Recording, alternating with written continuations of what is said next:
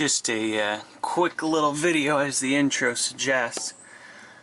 I had someone comment on my idler arm video if it fixed the bit of play in the wheel, and it did for the most part. However, there's still a bit of play.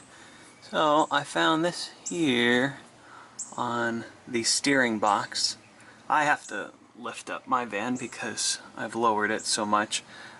But you take an Allen wrench, I think this one's 3/16, and then you take a 15 wrench. This is a 5/8 because I lost my 15, but it works nonetheless.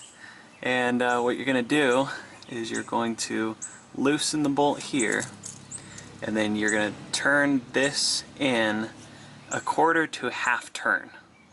Now I would say start small so you don't chew up your gears, but what'll happen is it'll bring that gear in and should free up a bit of play.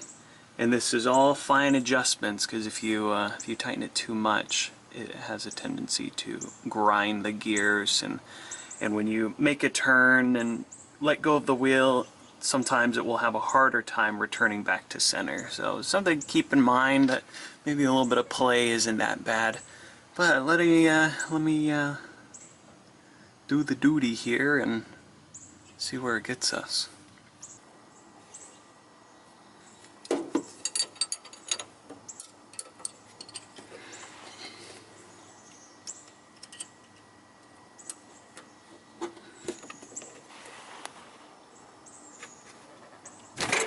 There we go. Gosh.